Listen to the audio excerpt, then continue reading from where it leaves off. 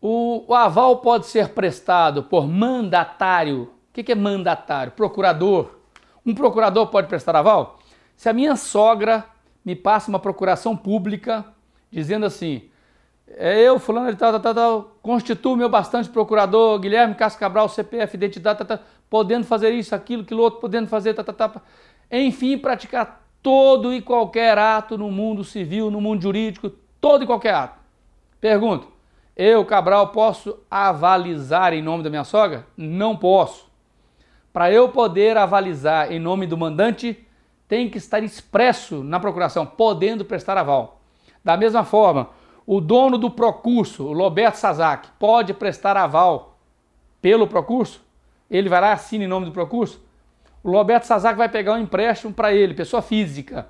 O Banco do Brasil fala assim, eu quero o aval do Procurso. Aí ele fala assim, por aval pelo Procurso. Assina. Vale só se o contrato social trouxer essa autorização. Se o contrato social vedar, proibir, Roberto Sazak não poderá avalizar assinando pelo Procurso. Então, o mandante, o mandatário, que é o procurador, só poderá avalizar em nome do mandante se estiver expresso no instrumento de mandato. Ou, no caso de uma pessoa jurídica, no contrato social, no estatuto, etc. Tranquilo?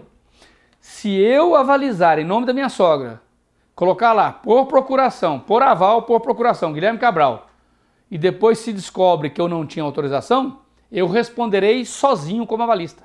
A minha assinatura é válida.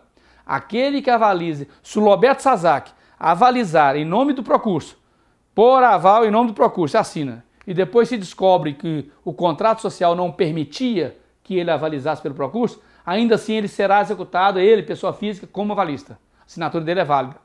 Quem assina em nome de outro e que não tendo poderes para isso, responde pessoalmente. Então tá, todas as pessoas maiores civilmente capazes que assinarem um título de crédito serão responsabilizados como avalista. Por isso você, se eu chegar no banco, lá na boca do caixa, você está no caixa do banco, beleza, professor, fui seu aluno e tal. Vê se esse cheque tem fundo. Você vai lá, olha, não tem fundo, professor. Aí eu falo assim, escreve aqui, sem fundo e assina, por favor. Aí você vai lá e escreve, sem fundo, no verso e assinou.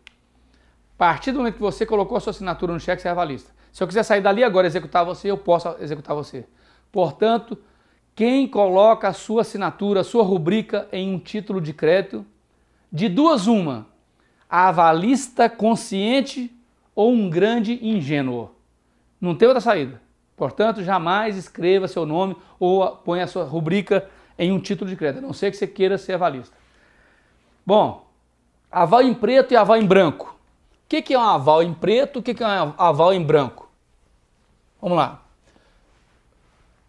Suponhamos que o meu pai venha me avalizar. Eu emito aqui uma nota promissória para o Banco do Brasil, pagarei ao Banco do Brasil R$5.000 na data tal, Guilherme Cabral. Beleza, eu sou o devedor, emitente da promissória. No verso, suponhamos que aqui seja o verso da promissória, meu pai escreva, por aval, Antônio Cabral. Esse aval aqui, este aval, é um aval em branco. O que quer dizer aval em branco e aval em preto? O aval em branco, o avalista não designa o nome, não expressa o nome de quem ele está avalizando. Se o meu pai escrevesse no verso da promissória, por aval a Guilherme Cabral, Antônio Cabral, agora aqui teríamos um aval em preto. O aval em preto é aquele que o avalista está designando o nome de quem ele está avalizando. Para vocês que vão fazer concurso do Banco do Brasil, Caixa, BRB, BNB, Banco Central, não interessa muito se há diferença entre aval em branco e aval em preto. Para concurso jurídico, na área jurídica, para juiz, promotor, etc., isso aqui gera muita diferença e é altamente significativo. Teríamos várias consequências por ser um aval em branco ou por ser aval em preto, muitas consequências jurídicas. Seria relevante. Eu não vou adentrar nesse mérito agora, é porque não há interesse para o concurso de vocês.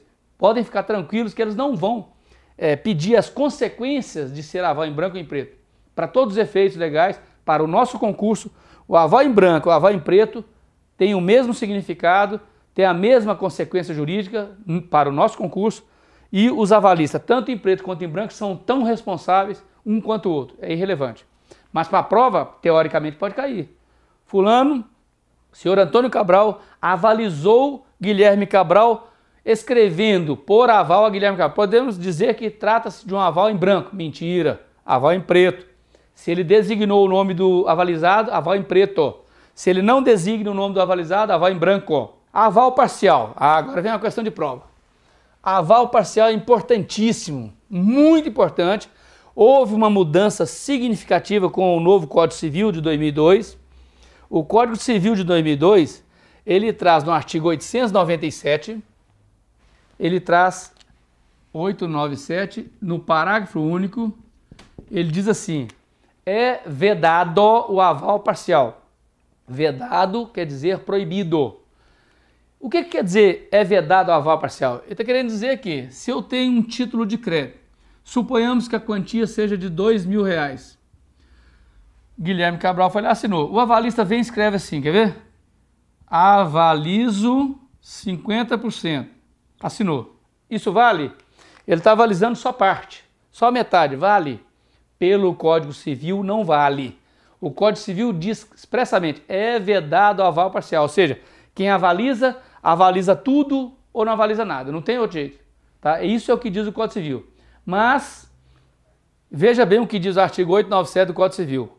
O pagamento de título de crédito que contém a obrigação de pagar soma determinada pode ser garantido por aval. Vamos ver o parágrafo único. É vedado o aval parcial, ou seja, é proibido o aval parcial. Mas veja bem, olha o que diz o artigo 903 do mesmo Código.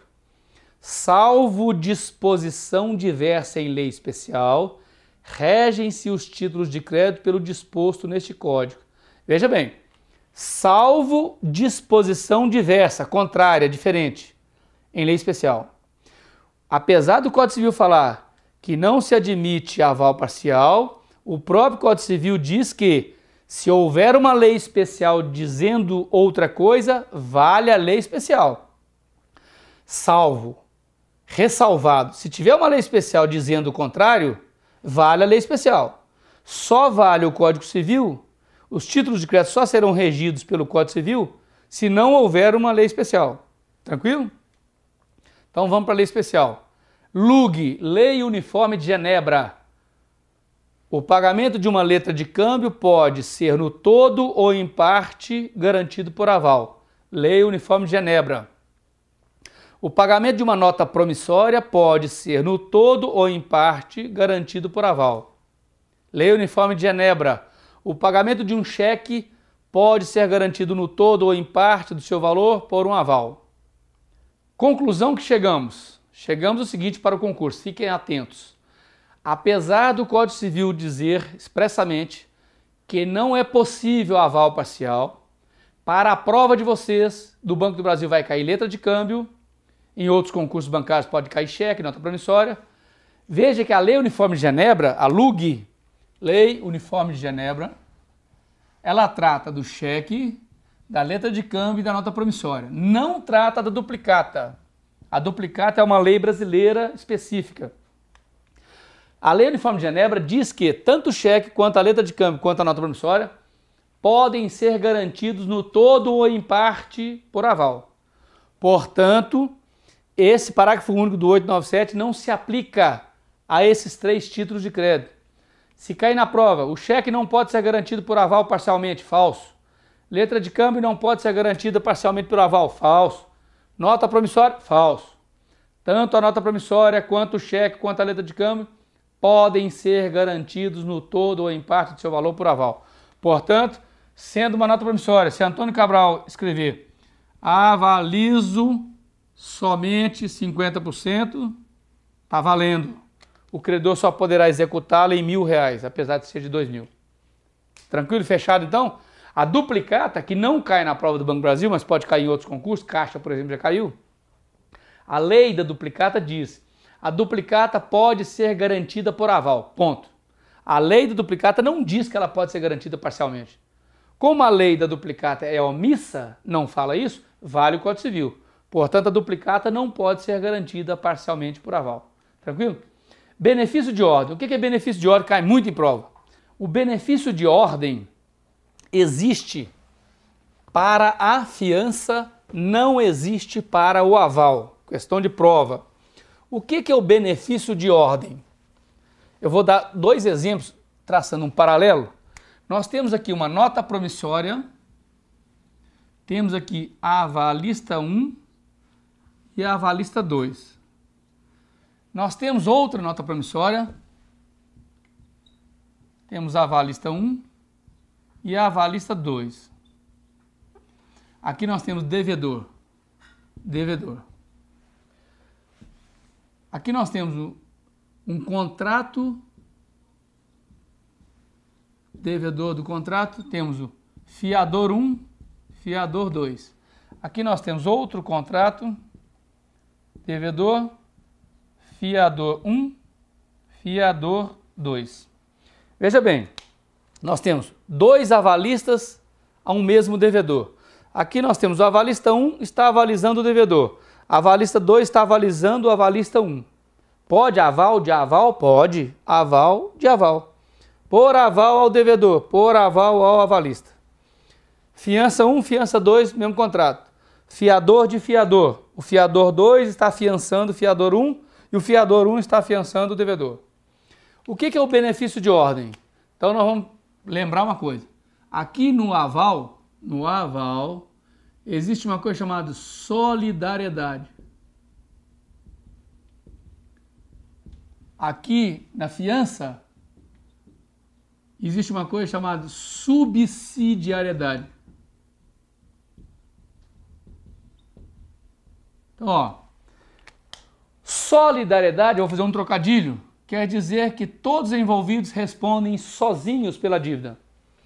Subsidiariedade é o mesmo que complementarmente. Complementar. Isso se eu devo para o banco X, eu tenho dois avalistas e eu não pago a dívida, o banco pode executar só a avalista 2, porque ele responde sozinho, só a avalista 1, só o devedor e o avalista 2, o devedor e o avalista 1, os três juntos, só os dois avalistas. Em suma, quem é avalista responde solidariamente, responde em conjunto com o devedor. Todos os que estão envolvidos são chamados de coobrigados. Coobrigados. Os coobrigados em um título de crédito respondem solidariamente. Quer dizer que o credor pode executar quem ele quiser em qualquer ordem, não existe ordem alguma. Já pode começar executando só a avalista 2, só a avalista 1, o devedor é a avalista 1, a avalista 2, os dois avalistas, tanto faz. Agora, para a fiança, mesmo que fosse aval de aval, tá? Mesma circunstância. Aqui, ó, o devedor é a avalista 1, o devedor é a avalista 2, os três juntos, só os dois avalistas, é irrelevante se os avalistas são avalistas do devedor ou se é avalista de avalista de avalista, isso é totalmente irrelevante. Em suma, no aval não há benefício de ordem em hipótese alguma. Agora vamos para a fiança. Na fiança, a garantia da fiança é subsidiária e não solidária.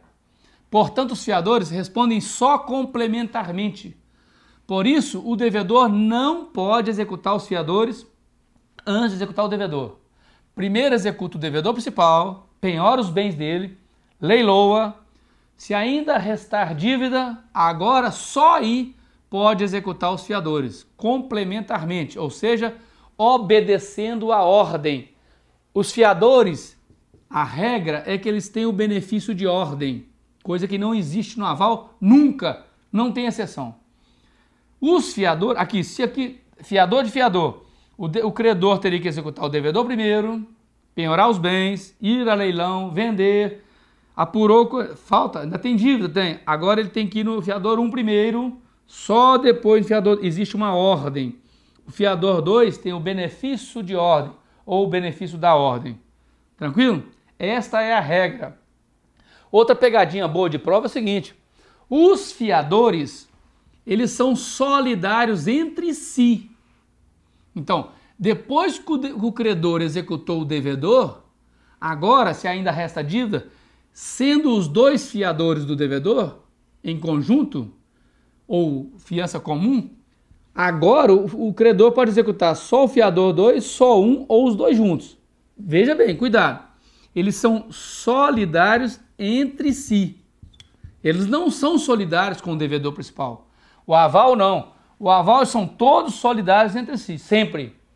Aqui os fiadores respondem solidariamente entre si e subsidiariamente em relação ao devedor principal.